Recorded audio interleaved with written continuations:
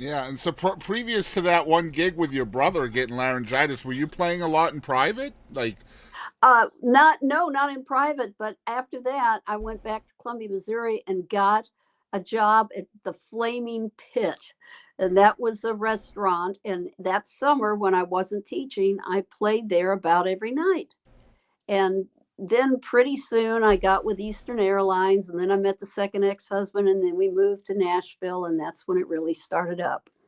and so prior to being in Nashville, you're self admitting that your songs weren't very good. So how do you go? How do you go from songs not really being that great to being a staff writer? Like, what kind of trial and error are Well, you dealing with at that well, time? the biggest advice I could give anybody: listen to the radio, because that is the form. Most, uh, if you took songwriting 101, you'd find out most songs are verse, chorus, bridge, chorus. If they're, you know, long, they should be between 2.5 and 3.5 minutes in length. Right. And if the two verses and the two choruses are short enough and you have room, you can put in a bridge.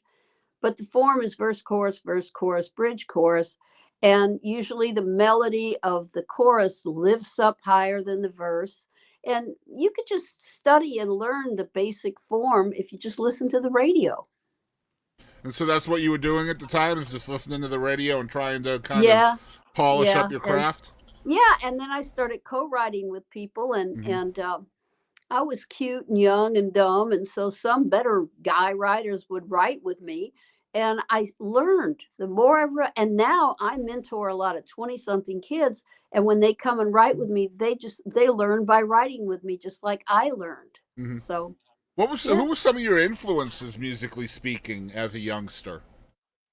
Well, I like Dolly Parton, and I love George Jones, and I did finally get a George I Jones saw cut. that. Yep. Hmm. Yeah, Tammy Wynette cut it too, Slow Burning Fire. And the way I got that idea, while I was signed with Warner Chappell, I was still a flight attendant with Eastern Airlines. Hmm. And every year you had to go for 3 days to recurrent training.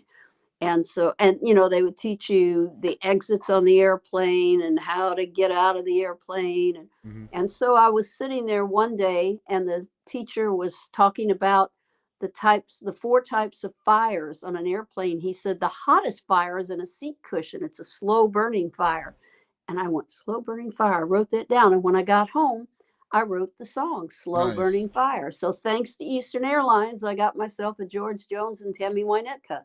That had to be surreal, huh? Somebody, Well, those kind of artists cutting your songs.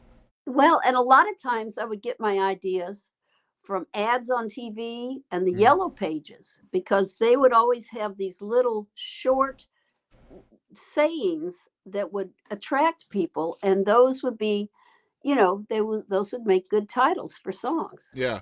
So you're just being a sponge, experiencing life and searching for Oh hooks. yeah, that's Yeah. all it is.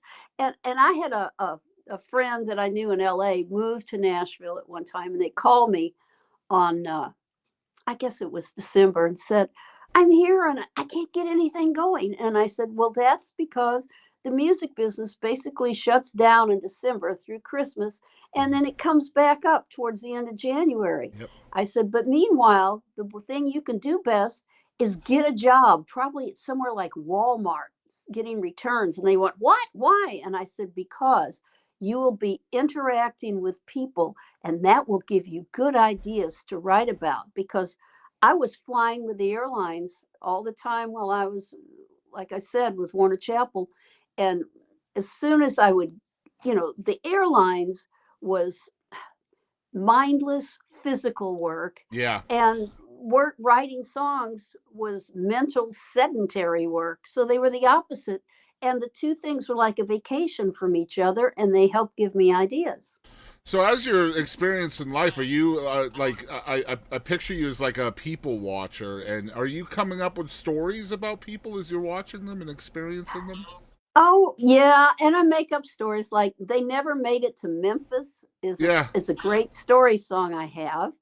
And it just, let's see, I wrote it with Karen Staley, and I had, well, she left St. Louis in a Pontiac Tempest, and I had a Pontiac Tempest, Had a road map open, red line through to Memphis. And Karen said, I had those two lines, and she said, what happens if they never made it to Memphis? And I said, well, I wonder why they wouldn't.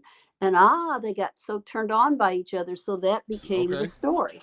Yeah. See, that's what I mean. Just like coming up with stories for people. I love that so much. Oh, Um, yeah. And then a lot's like, the American Express, Don't Leave Home Without It. yeah. Well, I wrote a song called Don't Leave Home Without It. But the it was my love for you, Mm. so that worked well. So a lot of times advertisements turn into good songs. Right, absolutely. And just experience in life can do that too. And that's going to resonate with people too. You know what I mean? So, Yeah, um, it